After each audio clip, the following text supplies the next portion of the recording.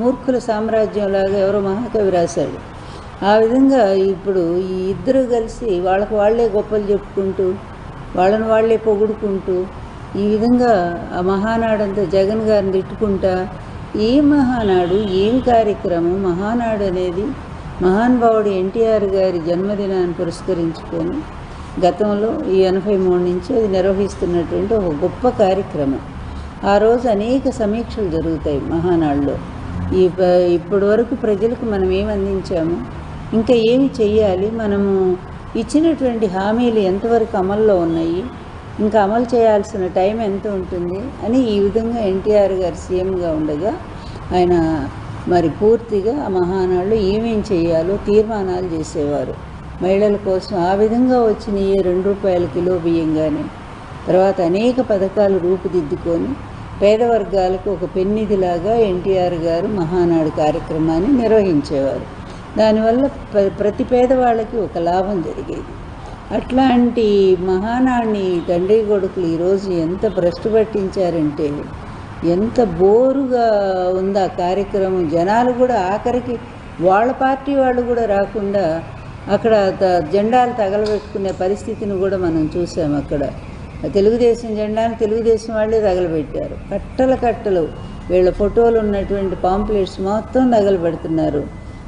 లాగి మరీ కూడా తండ్రి కొడుకుల పాంప్లెట్స్ అదేవిధంగా బ్యానర్స్ అన్నీ తగలబెడతా ఉన్నారు.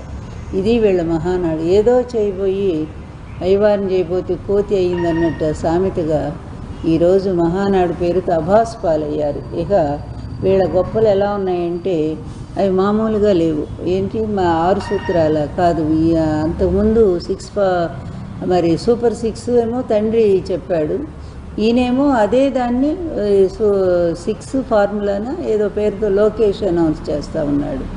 ఏంటంటే అవి ఏంది యువతకు ప్రాధాన్యత ఇవ్వటం, కార్యకర్తలకు ప్రాధాన్యత ఇవ్వటం, మహిళలకు అందులో కొత్తదనం ఏమన్నా ఉందా? మీ నాన్నగారి ఎలక్షన్స్ ముందు ఇచ్చినటువంటి అవి ఎంతవరకు ఇంప్లిమెంట్ చేశారు మీరు? అది కదా చెప్పాల్సింది. మేము ఇప్పటి వరకు కూడా ఇదిగో ఇన్ని పథకాలు మేము ఎలక్షన్స్ ముందు ప్రజలకు మాట ఇచ్చాము, వచ్చిన తర్వాత ఇవి మేము చేశాము అని చెప్పాలి కదా. అమ్మఒడి లేదు, అమ్మఒడి బదులు మాతృవందనం అని పెట్టారు, అది పోయింది. అదేవిధంగా జగన్ గారి టైంలో నాడు నేడు కింద విద్య ఎంత బాగా పాఠశాలలు రూపుదిద్దుకున్నాయో, విద్యా వ్యవస్థ ఎంత ముందుకు పరుగులు తీస్తుందో, ప్రైవేట్ స్కూల్స్ని అధిగమించి గవర్నమెంట్ స్కూల్స్ నడిచినాయో అవన్నీ కూడా వీళ్ళు చెప్పుకుంటున్నారు. ఎంత సిగ్గుమాలిన వాళ్ళండి తండ్రి కొడుకులు ఇద్దరూ కూడా. సంక్షేమ పథకాలట భారతదేశంలోనే నంబర్ 1గా ఈయన అమలు చేస్తున్నాడట. అది జగన్ గారు చెప్పాల్సిన మాట. జగన్ గారు అమలు చేశారని చెప్పాల్సిన మాటని ఈయన అది తీసుకొని అన్ని ప్రతిదీ అంతే కదా. ఆయన తీసుకొచ్చిన పరిశ్రమలు వీళ్ళు వెళ్ళటం, అక్కడ ఫోటో దిగటం, ఇది మేమే తీసుకొచ్చామని చెప్పటం.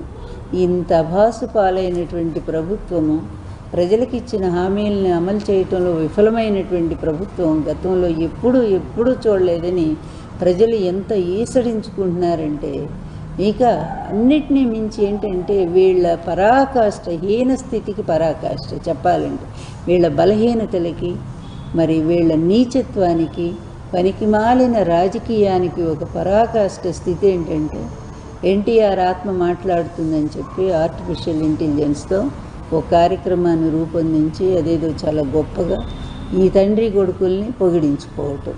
ఏమండి, ఎక్కడ ఎవరైనా నమ్ముతారా? ఇది తెలుగుదేశం వాళ్ళైనా నమ్ముతారా? ఎవరైనా నమ్ముతారా? ఎన్టీఆర్ గారు చివరి వరకు అల్లుడితో ఎంత విభేదించారో, ఎంత కొట్లాడారో, మళ్ళీ నేను అధికారానికి రాని నిన్ను అండమాన్ జైలుకు పంపిస్తానని చెప్పి అంత తీవ్రంగా మాట్లాడారు. ఈయన ముఖ్యమంత్రి అయ్యి మరి ఈయన ఆశీస్సుల కోసం వస్తే ప్రమాణ స్వీకారం చేశాక తలుపులు కూడా తీయలేదు ఎన్టీఆర్ గారు. అంత పౌరుషం ఉన్నాయన. అల్లుడిని ఎలా తిట్టారో అన్ని క్యాసెట్స్ ద్వారా మనం చూస్తూనే ఉన్నాం. జామాత దశమగ్రహ క్యాసెట్ రిలీజ్ చేసి ఇంత నీచుడు, ఇంత ఔరంగజేబు కంటే నీచుడు, తండ్రి లాంటి మామనే వంచినటువంటి దుర్మార్గుడు, విశ్వాసఘాతకుడు అని, అదేవిధంగా నాకంటే మహానటుడు ఇతను అని ఇన్ని రకాలుగా చంద్రబాబుని తిట్టిన ఎన్టీఆర్ వచ్చి ఈరోజంట మరి ఈయన పొగిడాడట. అదేవిధంగా లోకేష్ అంటేనే ఇప్పటికి కూడా ఒక లీడర్గా ఎవ్వరూ గుర్తించరు. అట్లాంటి వాడిని తీసుకొచ్చి నా మనవడు వారసుడు. ఈయన మనవడు ఎట్లా అవుతాడండి? కూతురు కొడుకు మనవడు అయితే వరస అవుతాడు తప్ప వారసత్వానికి మనవడు కాడు. మన సంప్రదాయంలో కొడుకులే కదా, ఇంటి పేరు ఎవరికి ఉంటుందో వాళ్లే కదా వారసులుగా చెప్పుకునేది, ఆస్తులకు కానీ దేనికైనా సరే. అలాంటిది ఎన్టీఆర్ కుటుంబంలో వాళ్ళు నందమూరి కుటుంబంలో నుంచి ఎవరైనా అవుతారు. అలా కాకుండా వెళ్ళి నారా వాళ్ళ కుటుంబంలో తీసుకొచ్చి నా మనవడు వారసుడు.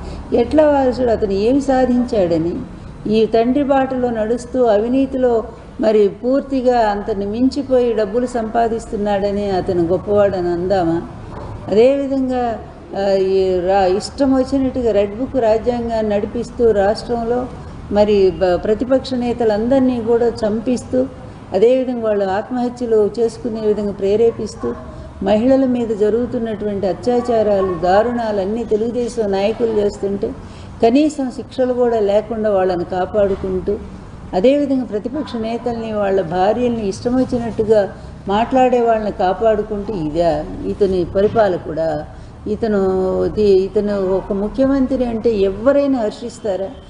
ఇట్లాంటి దగుల్బాజీ రాజకీయాలు చేసేటువంటి వాళ్ళు ప్రపంచ చరిత్రలో ఇంతవరకు చూడలే. ఇప్పుడు ప్రతి ఒక్కడూ ఒక ఆశయం కోసం, హిట్లర్ లాంటి వాడు కూడా వాడు యూదుల మీద కోపంతో చేశాడు. వాడి చిన్నతనంలో జరిగిన అవమానాల వల్ల అతను ఒక ఆశయం పెట్టుకున్నాడు, అతను చేశాడు. కానీ వీళ్ళకి ఏదైనా ఒక ఆశయం అంటూ ఉందా? ఆశయం ఒక్కటే నాకు తెలిసి, తండ్రి కొడుకులు అవినీతిలో కోట్లు సంపాదించడం, అడ్డదారిలో వ్యవస్థల్ని మేనేజ్ చేయటం, వాళ్ళందరినీ వాళ్ళకు అనుకూలమైనటువంటి వాళ్ళని కోర్టులు తప్పుదారి పట్టించడం, అదేవిధంగా కేసులను తారుమారు చేయించటం, కోట్ల రూపాయలు పోసి పెద్ద పెద్ద లాయర్లను పెట్టి తిమ్మిని బమ్మిని చేయటం. ఈ విద్యల్లో మాత్రం తండ్రి కొడుకులు బాగా ఆరితేరారు. అలాగే రాష్ట్రాన్ని లూటీ చేస్తూనే ఉన్నారు. అందువల్ల మహానాడులో వీళ్ళు ఏమైనా చేసిన గొప్ప పని ఒక్కటైనా ఉంటే దాని గురించి చెప్పుంటే బాగుండేది. కడపలో మహానాడు పెట్టడమే గొప్పగా భావిస్తున్నారంటే ఒక 20,000 మంది పోలీసులు పెట్టుకొని చుట్టూరా కూడా అక్కడ జనమేమో రాలేదు, పోలీసులే ఎక్కువ కనిపిస్తూ ఉన్నారు. అలాంటి వీళ్ళు కడప ఇంటికి వెళ్ళి ప్రజల ఇళ్ళకి వెళ్ళి మేము మీ ఇంటికి వచ్చాము, అందువల్ల మా పరిపాలన ఎలా ఉందని తండ్రి కొడుకులకు అడిగే దమ్ముందా, ధైర్యం ఉందా?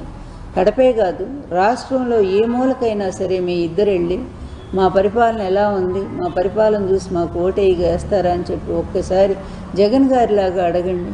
పాంప్లెట్ జగన్ ఏమేమి అమలు చేశాము, ఇవి చేయలేదో టిక్కు పెట్టి చెప్పండి అని చెప్పిన ధైర్యం మరి మీరు చేయగలరా? అన్నిటినీ కూడా సర్వనాశనం చేశారు. జగన్మోహన్ రెడ్డి గారు ఒక పద్ధతి ప్రకారంగా రాష్ట్రాన్ని అన్ని రంగాలను ముందుకు తీసుకెళ్తూ అటు అభివృద్ధిలో ఆంధ్రప్రదేశ్ నంబర్ 1 చేశారు. అదేవిధంగా మరి జిఎస్టీలో కూడా ఆంధ్రప్రదేశ్ నంబర్ 1 అయింది. పోలీస్ వ్యవస్థ నంబర్ 1, రైతు భరోసా నంబర్ 1, తర్వాత చేయూత నంబర్ 1, నాడు నేడు స్కూల్స్ నంబర్ 1, ఇలా చెప్పుకు అమ్మఒడి నంబర్ 1. ఈ విధంగా ఇతర దేశాల నుంచి కూడా వచ్చి ఈ పథకాలు ఎలా అమలు చేయగలుగుతున్నారని చెప్పి చూసి వెళ్ళారు. కరోనాలో కూడా హాస్పిటల్స్ అప్పటికప్పుడు ఏర్పాటు చేసి నిజంగా ప్రజలను ఆదుకున్న తీరు ప్రపంచమంతా హర్షించే విధంగా ఉంది. దేశం కూడా ప్రధాని మెచ్చుకున్నారు, అందరూ మెచ్చుకున్నారు. అట్లాంటి గొప్ప పరిపాలన, గొప్ప పాలకుడు, గొప్ప సంక్షేమం, వాటన్నిటిని తుంగలో దొక్కి ఈరోజు అమరావతి పేరుతో అడ్డగోలుగా సంపాదిస్తూ మళ్ళీ కూడా ఈ విధంగా తండ్రి కొడుకు తయారయ్యారు. ఈ రాష్ట్రానికి ఒక పీడలాగా చీడలాగా పట్టుకున్నారు వీళ్ళు. అందువల్ల వీళ్ళ గెలుపు కూడా మామూలు గెలుపు కాదు, అడ్డదారిలో గెలుపు అని ప్రజలందరూ చెప్పుకుంటూనే ఉన్నారు.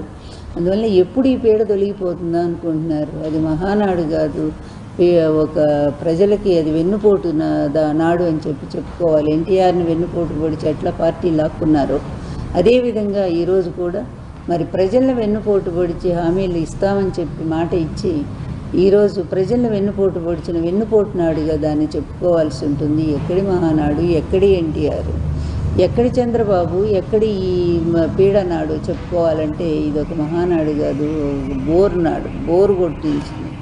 వాళ్ళ పార్టీ వాళ్ళకే బోరు కొట్టింది. అందువల్ల అట్లాంటి ఈ కార్యక్రమం అట్టర్ ఫ్లాప్ అయింది. అది తండ్రి కొడుకులకు కూడా తెలుసో తెలియదు. వాళ్ళ మూర్ఖత్వంలో వాళ్ళు అలాగే ఉంటారు. వాళ్ళు గొప్పగా ఊహించుకుంటూ ఎవరైనా సరే ఒక పరిపాలనకు రావాలనుకున్నటువంటి వాళ్ళు ప్రజలను ఆకట్టుకోవాలి. ప్రజలకు మంచి చేసి దగ్గర అవ్వాలనుకోవాలి.